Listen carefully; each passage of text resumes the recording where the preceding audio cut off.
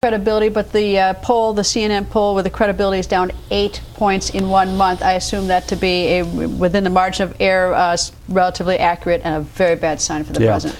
His job approval is now 45-54, which is lowest since October of 2011, and more damaging.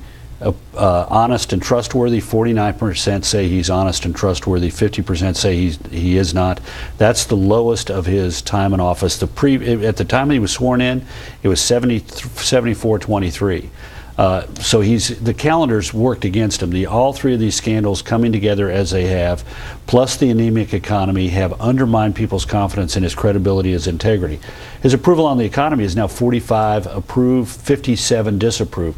On foreign affairs, the lowest of his term, 44-54. On the deficit, 34-64. The previous low was in August of 2011. Strong leader, 52-48. It's the lowest since January of 2012, and the lowest of his entire term was 48-52, and he's getting into that territory. Managing the government effectively, 47-53, the lowest since September of 2011, and not a typical politician, lowest of his term in office, 52-46. When he came into office, the question was 63-36. I suppose that his trip overseas, I mean, he had to go to the G8, but it does have sort of the appearance of getting out of Dodge, which he had no choice about. He had to go to the G8, but it's really bad timing. It's like he doesn't realize that all these numbers are sinking in. That he needs to talk to us. He needs to come back to talk to us, the American people. Bad timing, though. Yeah, look, the G8 was, from his perspective, an unfortunate time because, look, this has all been happening, and he squandered the weeks leading into this. Look, we've known about some of these things for going on 3 and 4 and 5 weeks. Benghazi obviously longer than that, but the IRS scandal, the AP records, then the leaks of these things have been out there for anywhere from a week to 10 days to several weeks to almost a month. And before he left the country, he squandered it by not stepping forward, particularly on the NSA, and being heard from in a powerful fashion.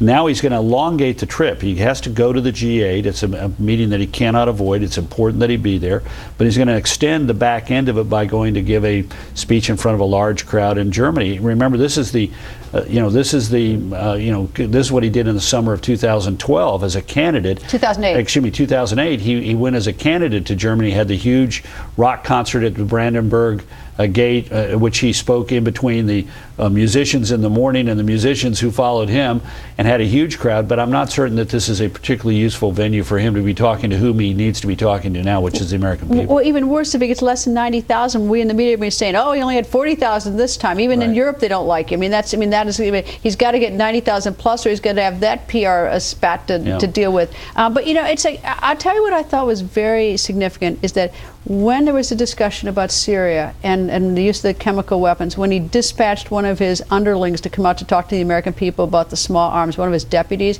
rather than as a commander-in-chief, I thought to myself, why isn't he talking to us? Well, look, this I think is a grave mistake because, first of all, this is an issue in which he needs the support of the American people to act. He can act unilaterally as the President of the United States. He has the authorities to do some of these things. But if he wants the American people to support him, he's got to explain it. Now, this was not the Secretary of State. This was not the Secretary of Defense.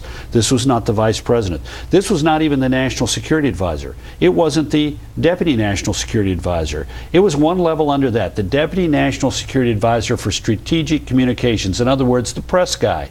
And, he's got 4 or 5, Ben Rhodes, he's a smart guy, but he's got 4 or 5 or 6 people on the same level with him who've got subject matter experience. His job is to be the message monger. He's the guy who tries to figure out how to put these things in the best spin possible. And it does not send a message of substance. It does not send a message of significance when you have the press guy go out and try and explain a big question of policy change like this. Well, it'd be different if we were like renaming a post office and you sent someone out to do this. But something so important as to whether or not the American people are going to send arms or no arms or military.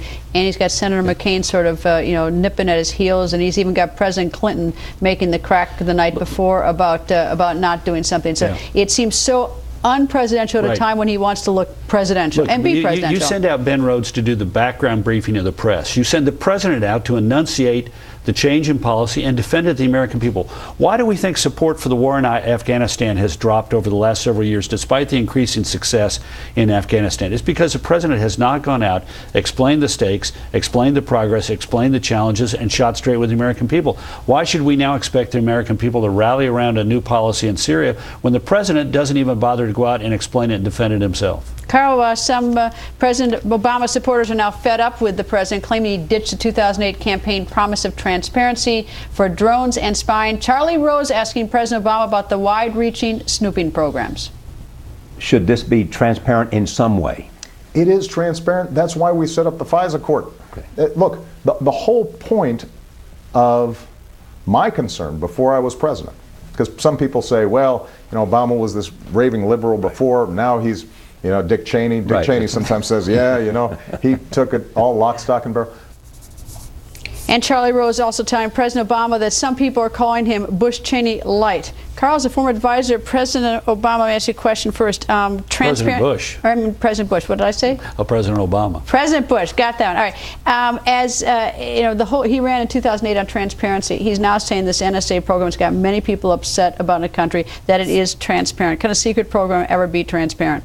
No, and look, we don't want it to be completely transparent. We don't want the enemy to know all the sources and methods we use to garner intelligence from them. So he does, now that this has come out, he has a difficult job to do. He should have done it already, which was to figure out what he's willing to say on the record about it publicly and what needs to be protected in order not to further denigrate or degrade our intelligence gathering operations. But it's not transparent.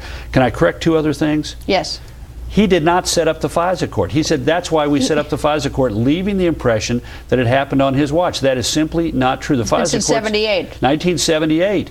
And there were amendments as part of the Patriot Act. There were amendments in 2007, 2008. You know, but the idea that he set up the FISA court. Do you think he meant sort of the royal we, that we, the American people, set it up in 78? Because I heard that too, and I thought, does he mean he set it up? He couldn't possibly mean that. Look, he's prone to using the we. And in this instance, it was self-serving. He uses the I think most people criticize him for. Now, the final thing is Dick Cheney. Look, I respect Vice President Dick Cheney. He's a close friend of mine and a colleague from the Bush administration. The President of the United States, President Obama, should not have drawn him into the conversation. If he's really, you know, focused on Dick Cheney, then he should have run for Vice President with John Kerry in 2004 rather than running for the United States Senate. I mean, it was beneath the president to sort of reach out there and grab Dick Cheney and say, I'm not Dick Cheney. He's right, he's not Dick Cheney. Dick Cheney at least had the guts to step up and defend these National Security Agency programs when the president was sending out underlings in order to defend it himself, and then going on a talk radio program, a TV talk program as he fled the country for the G8 meeting. So yeah, he's right, he's not Dick Cheney. Dick Cheney understood how important this was and offered himself up as a defender of a program which was begun under the Bush years and continued under President Obama. It gives the appearance that maybe the president is not so engaged, and I mean, I would hope Makes that he him look like a campaigner, not a commander-in-chief, but a campaigner-in-chief. I actually would like to see him bring the NSA over to the White House and talk to them. At least we have sort of a Photoshop shot of that happening. He's in charge. I would like to see something. Maybe have a conversation with DNI Clapper after Clapper made that statement before the Senate, in which it was a false statement to Senator Wyden's question. I would like to see that, so I can see that the president is in charge. Yeah, well, look, this is a broader problem.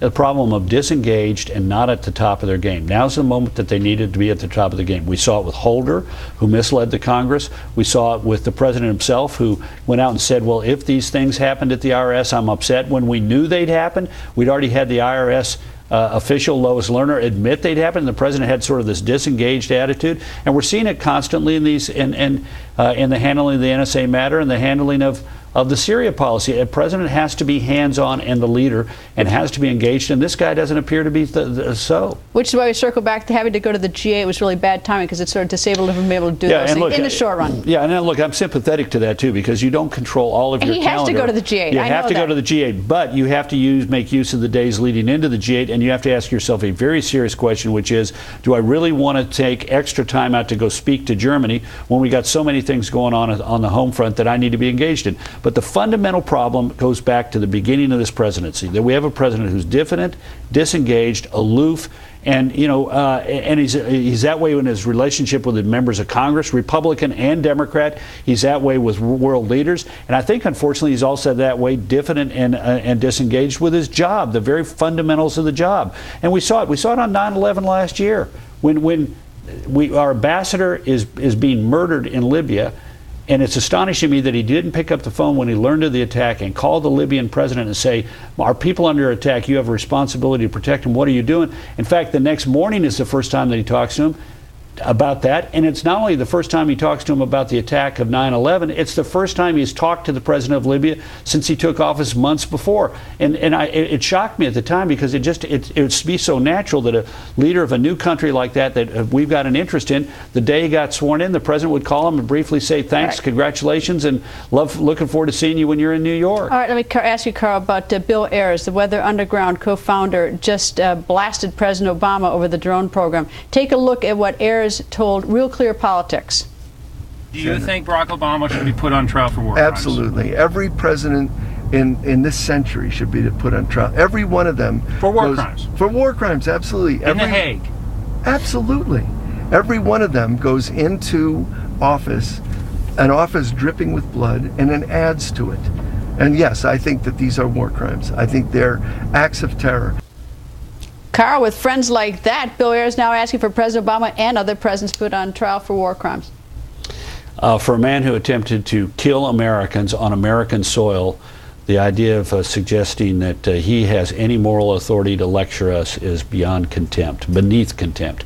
Bill Ayers should have been prosecuted. Bill Ayers should have been thrown in jail. Bill Ayers should have been held responsible for his attempts to kill Americans. And this is the laughable looniness of the far left that President Obama, President Bush, and President Clinton should somehow or another be brought before the Hague. Well, President Obama has tried to put distance between him and with Bill Ayers. I mean, he is not he would not want to be pals with Bill Ayers. He was a friend of Bill Ayers before he wasn't a friend of Bill Ayers, and Bill Ayers played an intricate role in helping him get his political start.